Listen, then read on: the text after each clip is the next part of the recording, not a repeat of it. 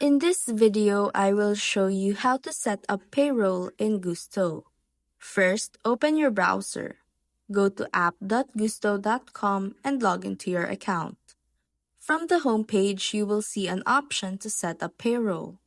Just click Continue to get started. The setup will walk you through a few steps.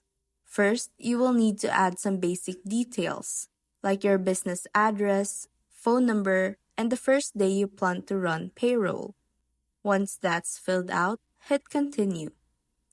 Next, you will enter pay details for your employees.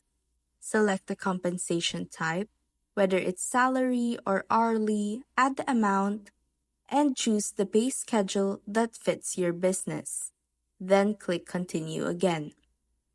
You will also need to provide your own information and personal details, so just fill in all the required fields as they come up. Finally, choose how you want to receive or send paychecks, for example, direct deposit or another method. Once everything is filled out correctly, click Save and Continue. That's it. Your payroll is now set up in Gusto and you're ready to run your first payroll. And that's how to set up payroll in Gusto.